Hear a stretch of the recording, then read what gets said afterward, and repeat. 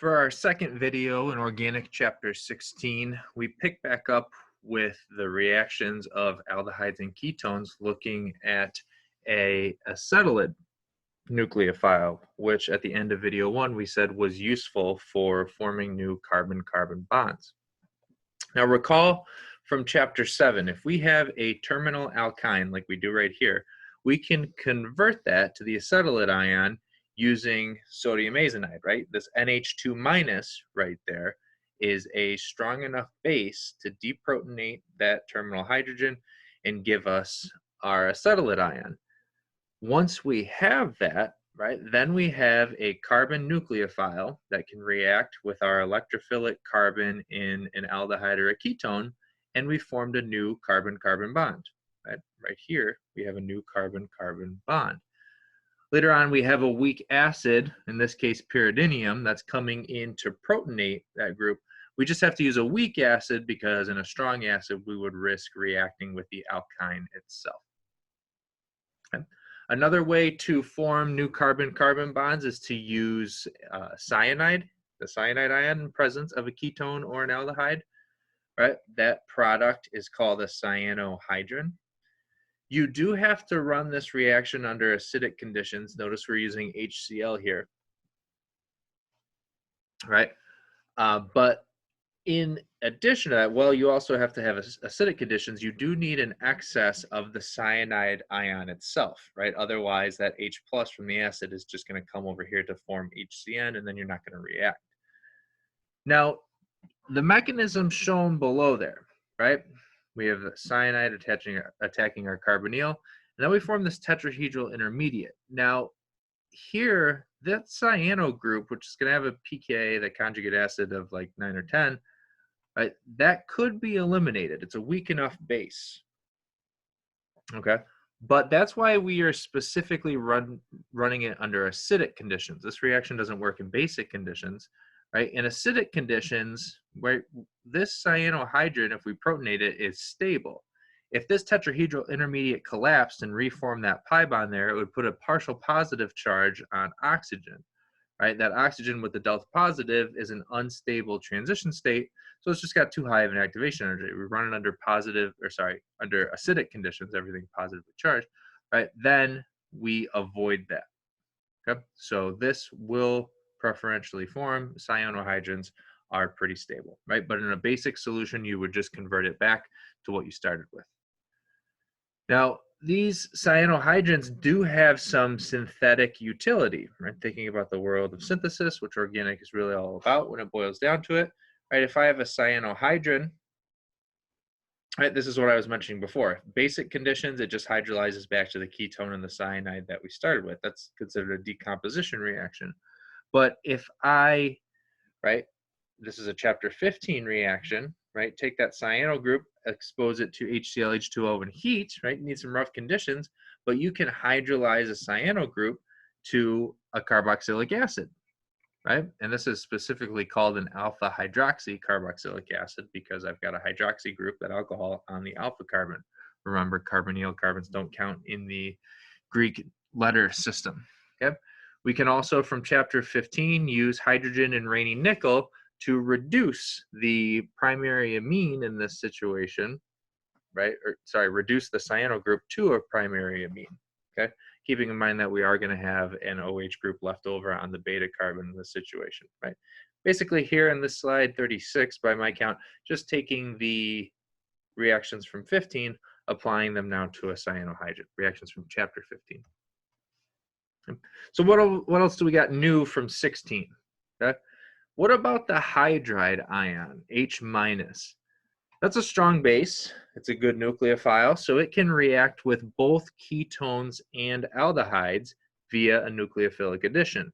And we're going to start by looking at, and you see both of these reactions, NaBH4, right, sodium borohydride. That's a source of hydride for us in this situation. Okay, and remember from our earlier chapters, anytime we're adding hydrogen, that's a reduction reaction, which 16.5 and 6 are going to be largely about these reduction reactions. Okay? If I have an aldehyde and I use sodium borohydride and then an acid solution, two-step reaction, right, that takes me to a primary alcohol, a ketone, takes me to a secondary alcohol. How does it work? Well, same thing as what we saw before, right? H minus, right, coming from borohydride in this situation, okay, comes in, that's our nucleophile, attacks that electrophilic carbon on the carbonyl, and that forms our tetrahedral intermediate here. Then we add acid in step 2, right, protonates it, and I get my alcohol. Okay, note that this acid is added in a second separate step, because if we added that in with the hydride, we would just form H2 gas and not react at all. Okay, so 2-step reactions for these. What else? Acyl chlorides. Okay, those are pretty reactive. We can put them with sodium borohydride as well and reduce them down to a primary alcohol, okay, keeping the carbon count the same. But if I have an acyl chloride, I need 2 derivatives of sodium borohydride to react it with, okay, 2 successive reactions, because it first forms an aldehyde from the acyl chloride, and then that aldehyde is reduced, as we just saw, to a primary alcohol. Okay. Mechanism, same exact thing we've been seeing, right? Hydride, which we're not showing H minus on its own, right? This is BH4 minus. We show one of the boron hydrogen bonds. Right? That's where my electron density starts. Attacks my electrophilic carbon, okay, breaks that pi bond, which kicks up. This looks like everything else from chapter 15 with acyl chlorides, right? That lone pair comes back down, reforms the pi bond, kicks off chloride. And now I formed my aldehyde, and then the reaction is what we saw from just before to form the primary alcohol. Question is, what if I wanted to stop at the aldehyde, take an acyl chloride and reduce it, but just to an aldehyde and stop here? Okay? I can't use sodium borohydride, right? And we saw before lithium aluminum hydride, LiAlH4. That's actually a stronger reducing agent than sodium borohydride, so that wouldn't be an appropriate choice. But if I take 3 of those groups off lithium aluminum hydride and replace them with bulky alkoxy groups, okay, so this reactant is actually lithium tri-tert-butoxy aluminum hydride, right? Notice we have 3 tert-butoxy groups, those big bulky groups that we saw back in chapter 10. Okay, 3 of those groups have been replaced, so I just have 1 hydride source left. That makes us a more gentle hydride source, right? Notice it says here a less reactive reducing agent. And that lithium tri-tert-butoxy aluminum hydride, -78C, right? The dry ice acetone bath, and then water in a step later on, that will stop you at the aldehyde specifically. And you'll want to, if you don't have one in front of you already, grab a piece of paper and a writing utensil to start keeping track of all the different reactions. There's a lot of reductions that we're going to be considering over the next couple slides. We've seen a couple of them already. Sodium borohydride. Here we've got a new one to stop at the aldehyde, right? But what about esters, for example? Okay, esters are less reactive than our acyl chlorides, our ketones, our aldehydes. So that's where we do have to use lithium aluminum hydride. Okay, there it is, LiAlH4, as I mentioned before. Okay. The reduction of an ester with lithium aluminum hydride produces 2 alcohols. Okay. It produces, right, an alcohol from your group that was over here and an alcohol from your group over here. Notice we've got propanol from these 3 carbons and methanol from that 1 carbon. And that's what we see a lot. Those esters, carboxylic acids, amides, they're all less reactive. So we need a stronger reducing agent, lithium aluminum hydride. You also see that abbreviated a lot as just LAH. So if you ever see that on like sapling, the abbreviation, just capital LAH, that's lithium aluminum hydride. And key thing though, again, 2-step reaction here. You can't ever put lithium aluminum hydride, reacts pretty violently in any sort of a protic solvent. Okay, so that's why we couldn't have that with the acid, the H3O+, right? Anytime you're using lithium aluminum hydride, you'd never choose to use it unless you have to. You have to have a dry solvent. Can't be any water in there. It has to be an aprotic polar solvent to get those things to dissolve. What else do we have? Oh, no. Mechanism, right? What's the mechanism look like? Okay. Slightly different hydride source here, but it looks a lot like sodium borohydride, right? Just aluminum here instead of boron. Same exact thing, right? Attacks, breaks my bond, comes back down. Now it kicks off, right? That methoxide in this situation. Okay, that forms my aldehyde, and then after that, the reduction is the same. At the end, we protonate the two alkoxides that are produced. That gives me my two alcohols. Okay, so if you're using lithium aluminum hydride, an ester is always going to go all the way to the alcohols. If you wanted to stop at the aldehyde, take an ester now to an aldehyde, and you wanted to stop specifically there. Okay. In that situation, you can use what's known as dibal, right? Diisobutyl aluminum hydride, dibal. Again, we're running at the cooler temperature, and that takes us with an ester, specifically stopping at the aldehyde. Okay. Carboxylic acids, another unreactive derivative. We can react it with lithium aluminum hydride, and then an acidic solution. That'll take us to a primary alcohol with the same number of carbons. Okay. 3 carbons here, 3 carbons to finish. Okay. Mechanism, again, looks pretty similar to what we've seen before. A little more tricky with the carboxylic acids, right? First step, if I'm considering a carboxylic acid, it's acidic itself. So if I have an acid and a base, those are going to come together. So the first step is an acid-base reaction, right? Our lithium aluminum hydride here plucks off a hydrogen off of the carboxylic acid, forms H2 gas, bubbles off of the solution. Okay, so I've produced a carboxylate, which then comes in and attacks AlH3 here. Okay, because that carboxylate is nucleophilic. This is a nice Lewis acid. They come together to form that adduct. And then the hydride source, right, which is attacking the carbonyl, everything from here on out should look familiar, right? That hydride source is already attached to the molecule, right? It's not a second equivalent that's coming in. Right? So I add that hydride source here. I eliminate off that group. Then I formed an aldehyde. I don't like this nomenclature off the textbook because it indicates CH double bond O. That H is really branching off of this carbon, right? Same thing up here. Okay.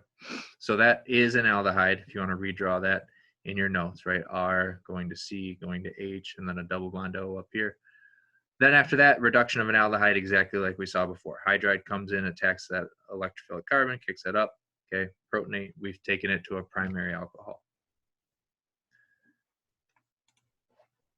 Amides, same thing, just like a carboxylic acid. Okay, the only thing is I have to think about how many substituents I had on my nitrogen to begin with, because that'll tell me what kind of amine I finish with. Okay. We again have 2 successive additions of hydride.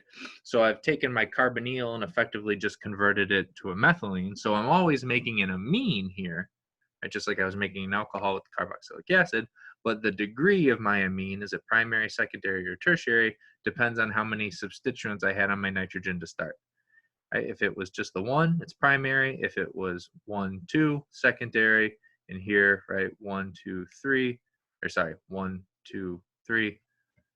That's going to take me to a tertiary amine. Only other thing to look out for is I want to use water here in the second step instead of H3O+, because if I was using an acidic solution, that would form an ammonium, right? Keeping in mind that there's a lone pair on all of these nitrogens, that would be basic. And so lots of different reduction reactions to pay attention to. Okay, there will be more coming up next in 16.6. Right, mechanism looks pretty similar to what we saw with carboxylic acid, right? The only thing right now, that hydride is pulling the acidic hydrogen off of the amide right there. Okay? The electrons that are left behind get delocalized. Everything else, though, is exactly the same as the carboxylic acid mechanism. Okay.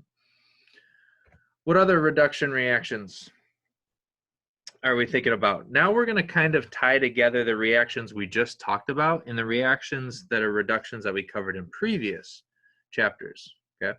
Remember, we've said a reduction reaction is when we're adding hydrogen to something, right? We end up with something having more CH bonds than what it started with. And there's actually 3 ways to do that. You can add a hydride ion and a proton. That's what we were just doing. You can add 2 hydrogen atoms separately, or 2 electrons and 2 protons. Net for all three of these, when you add them up, you just get neutral H2. So why is this important? Okay, we'll get to that in a couple of slides. Consider all the different ways we can add H2. The ones we were just talking about, okay, ketones and aldehydes with sodium borohydride, right? That adds hydride, H minus, and then it adds a proton. Okay. Doing that right over here with the cyanide, for example, anytime you see sodium borohydride or any of your hydride sources and then water or an acidic solution, you're adding a hydride and then a proton. Okay? Anytime you've got a carbon that had a partial positive, it's fair game to do that. Okay? But if your carbon doesn't have a partial positive, you can't add a hydride source because your hydride is a nucleophile, the H minus that comes from that, and we know that these alkenes and alkynes are nucleophiles as well. And so if there's no partial positive charge, there's no electrophile, there's nothing for these things to react with. But that's not to say that we can't reduce alkenes and alkynes. We've seen those reactions plenty, right? Reduce them with palladium on carbon. But this isn't adding hydride and then a proton. This is adding two individual hydrogen atoms, so just H with one electron. Okay? Because it happens via homolytic bond cleavage, if you remember that from chapter 12. Okay? So hydrogen, palladium on carbon, that can reduce an alkene or an alkyne. It'll take it all the way to the alkane. We can also use palladium on carbon for CN triple bonds, okay, or CN double bonds, but Raney nickel can also be used, okay, and that's actually the preferred way to go about that. Yep. Keeping in mind the subsequent hydrogen, Raney nickel actually has hydrogen with it. But yeah, you need hydrogen and a catalyst to add those individual hydrogen atoms. And that's another way to reduce carbonyls. We can do that with H2 and Raney nickel. Again, aldehydes go to a primary alcohol, ketone go to a secondary alcohol. That's works for aldehydes, works for ketones, right? A different way to reduce them than what we saw before with sodium borohydride. This reaction is much harder to do though with those less reactive derivatives like your esters, your amides, and your carboxylic acids. Third way to net add H2, adding 2 electrons and 2 protons. And we've only learned one example where that happens. This reaction called the dissolving metal reduction from last semester. The dissolving metal reduction is something we did with alkynes to get a trans alkene specifically. Okay, but that works by adding an electron, then a proton, an electron, then a proton. So 2 protons, 2 electrons net come together to form H2. Right. 3 different ways to do reduction reactions. Is why is that important? Okay, something that's we need to pay attention to for the rest of the semester is what's known as a chemoselective reaction, which is a really important concept. Okay, a chemoselective reaction. And that's something we're thinking about when, we're always thinking about multiple possible reactions, but now we introduced it in the last video with nomenclature. We're thinking about having multiple functional groups simultaneously. And chemoselectivity is when one of your reagents in the pot, or one of your reactants, is preferentially reacting with one of your functional groups and ignoring one of the other ones. That's chemoselectivity. And here's 3 examples of chemoselectivity that we need to be paying attention to moving forward. Yep. Preferentially reacting with one functional group. Okay. Here, that reduction, sodium borohydride and water, we said that that can react with aldehydes and ketones, but it doesn't react with esters or carboxylic acids or anything else, right? So if I'm doing a sodium borohydride reduction, it'll reduce my ketone, yes. It will not reduce my ester, and you see that in the product. That's a chemoselective reaction. This middle one, dissolving metal reduction. Okay? You can only do a dissolving metal reduction with an alkyne. You can't do it with an alkene. So bam, I only reacted with one functional group. Okay? Chemoselective. Bottom reaction here, again, sodium borohydride, it'll react with my ketone. It's not going to do anything, okay, to my alkene over here. Okay? So again, a chemoselective reaction. And from now on, we're frequently going to have multiple functional groups. We have to think about the possible ways that they overreact. Okay? In the next video, we'll talk about different types of nucleophiles in these reactions, specifically looking at nitrogen and oxygen.